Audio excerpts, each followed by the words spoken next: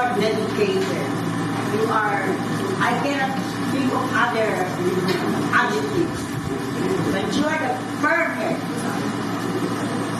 You will left this Philippine plan. So henceforth, this Philippine plan will be redeemed from great corruption and oppression. So,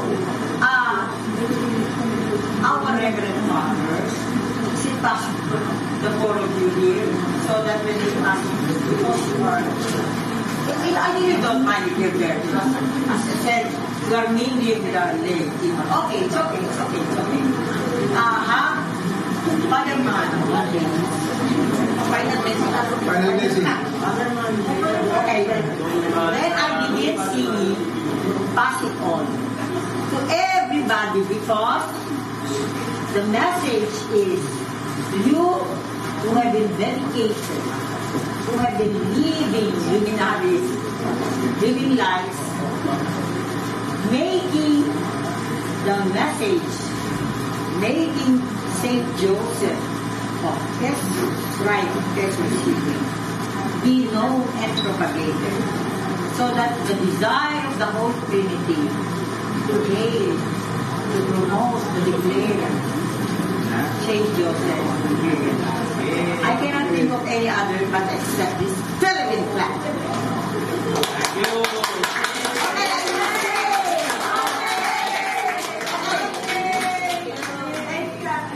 Bayan ko, lupang inubuhan, lastan ng silang dapat narito ang dambana ng bayan. Hawakan kay Padre. Narito na ang dambana ng bayan. Mabuhay ang Pilipinas ng bayan!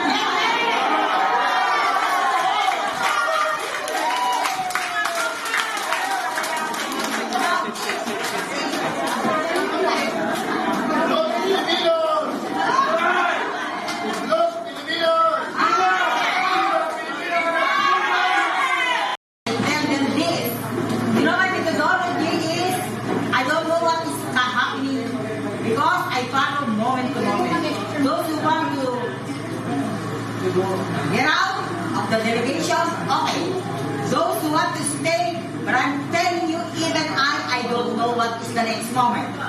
So anyway, to make the story short, when Father Ronald became Paris Tracy and that started a difference, through the years, I've been receiving messages, but everything catapulted and everything passed from. So, let me just tell you that even this event, I didn't know what would happen. I said, oh Saint Joseph, I just keep praying. Sometimes I had over 2 masses. You begin this, you wanted this, complete it. Sorry, I am willing to take the embarrassment, but and you know, Father Ronald, I told Father Ronald, Father, I realize you know about the Paris. May I pay a tribute to you? So I was just planning. Yan sa barangay namin, it did not happen. So Saint Joseph, I wanted something big like this. You know. So, may I just make a Thanksgiving ceremony for the different countries. I say, one day in God's own time, the promises of God for the Philippines to take care of the world will happen. And 2024 is a very critical, very so. I know that what we will do here will reverberate throughout the Philippines and especially Saint Joseph said, especially this morning, I had 2 masses, one Father Manu, Father Ronald. second mass of Father Ronald, I was looking at his, I call it the Transfiguration altar. Di ba nagpunta naman talaga ng altar? You know what he told me? Message to the day. I want you to say to your bed tonight that taking whoever conceptualized the altar, because it's really the perfect picture of a transfiguration. St. Joseph. Diba? You see, sabi niya sa akin kanina, I would like to remind you, I went to Labesi sa Portugal. Let me remind you that during the apparition, the last apparition of October 13, 1970, look at me intently of this, my altar. It's like grace. It's like, the radiance, So you must impress it upon the guest that this altar, thanking you, St. Joseph, thank you. Because this is the one that will be realized.